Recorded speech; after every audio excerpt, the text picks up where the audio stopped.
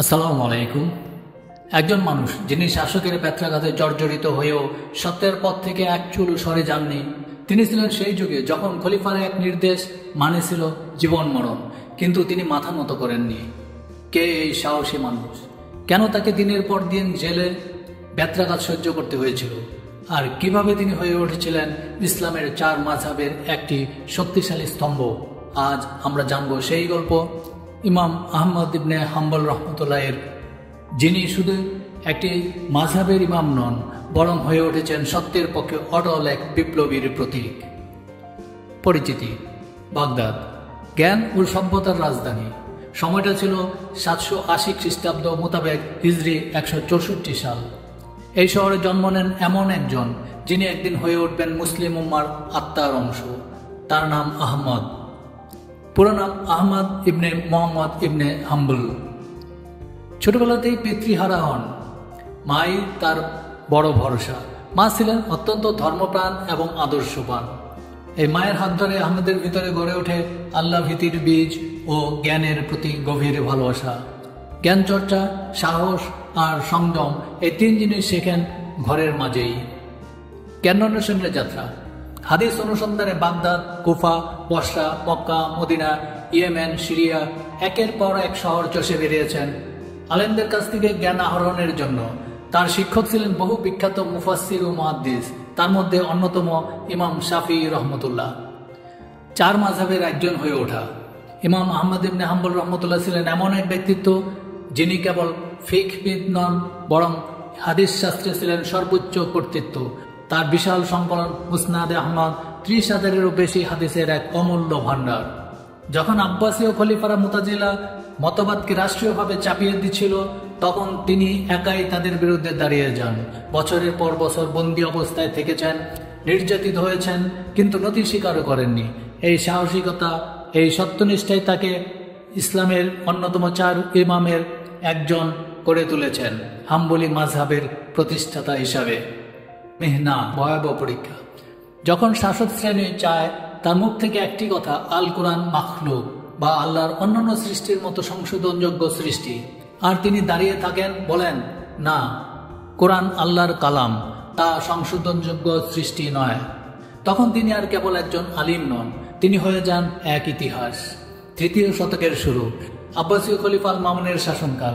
রাষ্ট্র ক্ষমতার ঘনিষ্ঠ একটি দল মুতাজিলা যুক্তিবাদ ও গ্রিক দর্শনে প্রভাবিত চিন্তার জোরে তারা বলতে শুরু করলো, কোরআন আল্লাহর অন্যান্য সৃষ্টির মতো সংশোধনযোগ্য সৃষ্টি। রাষ্ট্র ক্ষমতার প্রভাব খাটিয়ে তারা চাইলেন সবাইকে এই আকীদা মানতে বাধ্য করতে। শুরু হল এক ভয়ঙ্কর যুগ, যার নাম মেহনা। মেহনা হলো মুতাজিলাদের আকীদাতে বিশ্বাস স্থাপনের জন্য শক্তি প্রয়োগের বৈধতা। মেহনা ও ইমাম আহমেদের পরীক্ষা। খলিফা মামুনের নির্দেশে বাগদাদের প্রতিনিধি ইসহাক বিন ইব্রাহিম আলেম ও হাদিস বিশারদদেরকে তলব করে তাদেরকে খলকে কোরআন বা কোরআন আল্লাহর সৃষ্ট এর প্রতি সমর্থন করার আহ্বান জানান, কিন্তু তারা তা প্রত্যাখ্যান করেন। ইসহাক বিন ইব্রাহিম তাদেরকে শাস্তি ও ভাতা বন্ধ করার হুমকি দেন, ফলে তাদের অধিকাংশ অনিচ্ছা সত্ত্বেও তাতে সমর্থন ব্যক্ত করেন। কিন্তু ইমাম আহমদ বিন হাম্বল রহমতুল্লাহ ও মোহাম্মদ বিন নূহ আল জুন্দ রহমতুল্লাহ তাদের মতের উপর অটল থাকেন, কারণ এটি ছিল কোরআন সুন্নাহ বিরোধী আকীদা, যার বিরুদ্ধে ইমাম আহমদ কঠোর ও অনড় অবস্থান নিয়েছিলেন। মূলত কোরআন হলো আল্লাহর কালাম, এটা সৃষ্ট নয়। ফলে খলিফার নির্দেশে দুজনকে এক উঠে চড়িয়ে খলিফার নিকট পাঠানোর ব্যবস্থা করা হয়। মোহাম্মদ বিন নূহ রহমতুল্লাহ প্রতিমধ্যেই মারা যান। ইমাম আহমদ রহমতুল্লাহ তার জানাজা পড়ান। কয়েদখানায় ইমাম আহমদ রহমতুল্লাহ পায়ে বেড়ি বাঁধা অবস্থায় কয়েদিদের সালাত ইমামতি করতেন। ইতিমধ্যে খলিফা মামুন মারা যান এবং মুতাসিম বিল্লাহ খলিফা হন। ইমাম আহমদ রহমতুল্লাহকে কয়েদখানা হতে বের করে খলিফা মুতাসিম এর সম্মুখে উপস্থিত করা হয়। মুতাজিলারা ইমাম আহমদ ইবনে হাম্বল রহমতুল্লাহকে তাদের মতে রাজি করার জন্য বোঝানোর চেষ্টা করে, কিন্তু পবিত্র কোরআন সুন্নাহর উদ্ধৃতি দেওয়ার মতো যোগ্যতা তাদের কারো ছিল না। আলোচনার মধ্যে খলিফা বললেন, আহমদ, আপনি প্রশ্নের জবাব দিন। ইমাম আহমদ রহমতুল্লাহ বললেন, হে আমিরুল মুমিনিন, এর পক্ষে তারা আমার সামনে মহান আল্লাহর কিতাবের একটি আয়াত বা রাসূল সাল্লাল্লাহু আলাইহি ইসলামের একটি হাদিস পেশ করুক, আমি তাদেরকে জবাব দিব। অবশেষে তারা দলিল প্রমাণের সাথে পেরে না উঠে তারা খলিফাকে উত্তেজিত করে বলল, হে আমিরুল মুমিনিন, লোকটি কাফের ও বিভ্রান্তকারী। তারপর জল্লাদ ডেকে এনে তাকে চাবুক মারার নির্দেশ দেন। সবার সামনে চাবুক মারা হয়। জ্ঞান হারিয়ে ফেললে নির্যাতন বন্ধ রাখেন, জ্ঞান ফেললে বলো কোরআন সৃষ্ট।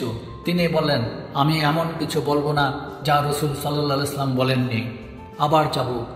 এক পর্যায়ে খলিফা ভয় পেয়ে যান, ভাবলেন মারা যেতে পারে, মারা গেলে জনতা উত্তেজিত হয়ে বিদ্রোহ করতে পারে, তাই তাকে স্বজনদের কাছে ফিরিয়ে দেন। এটা ছিল 221 হিজরির 25শে রমজানের ঘটনা। নিজ গৃহে প্রত্যাবর্তন ও চিকিৎসা গ্রহণ। নিজ গৃহে ফিরে আসার পর চিকিৎসক এসে তার দেহ হতে থেতলে যাওয়া নষ্ট গোস্ত কেটে ফেলেন এবং তার চিকিৎসা করতে থাকেন। খলিফার প্রতিনিধি ইমাম আহমেদ রহমতুল্লাহ এর খোঁজ খবর রাখছিলেন।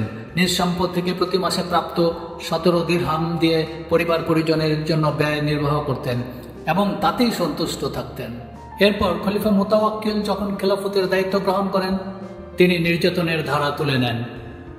মৃত্যু 885 সালের 2 আগস্ট মোতাবেক 241 হিজরিতে রবিউল আউয়াল মাসের জুম্মার দিনে এ মহান মুস্তাহিদ, সুন্নাতের ধারক ও হাদিসের রক্ষক ইমাম আহমদ ইবনে হাম্বল রহমতুল্লাহ আল্লাহর ডাকে সাড়া দিয়ে জগৎবাসীকে কাঁদিয়ে পরপারের যাত্রী হন।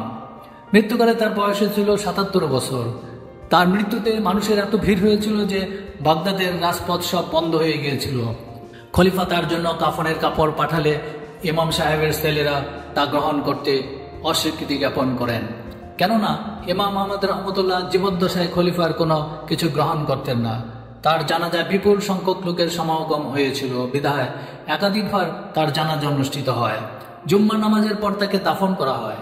ঐতিহাসিকরা বলেছেন যে তার মৃত্যুর দিন বাগদাদ শহরে 8 লক্ষ পুরুষ এবং 60,000 জন মহিলা উপস্থিত ছিলেন, মুসলিম অমুসলিম সবাই, কারণ তিনি ছিলেন একটি আদর্শের প্রতীক, শুধুই একজন আলেম নন।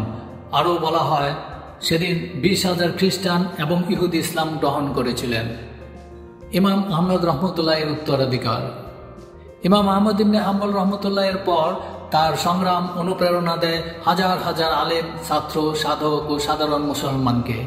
তিনি ছিলেন এমন একজন ইমাম যিনি হাদিস শাস্ত্রে রেখে গেছেন এক অমূল্য ভাণ্ডার, মুসনাদে আহমদ, যা 30,000-এর বেশি হাদিসের সংকলন, যার মতাদর্শের উপর ভিত্তি করে গড়ে ওঠে হাম্বলি মাযহাব এবং যার সাহসিকতা আজও ইসলামী চিন্তাধারায় সত্য বলার শক্তি যোগায়। উপসংহার: ইলম, ইখলাস আর ইস্তিকামা। ইস্তিকামা হলো দিনের পথে অবিচল ও দৃঢ়বোধ থাকা। এই 3টি গুণ যার মধ্যে একসাথে ফুটে উঠেছিল তিনি ইমাম আহমদ ইবনে হাম্বল রহমতুল্লাহ। আজ যখন আমাদের বিশ্বাসকেই নানা রকম চিন্তাধারায় প্রশ্নবিদ্ধ করা হচ্ছে, তখন তার জীবনী যেন আলোর দিশারি হয়ে দাঁড়ায়। ভিডিওটি ভালো লেগে থাকলে শেয়ার, লাইক ও সাবস্ক্রাইব করতে ভুলবেন না। ধন্যবাদ।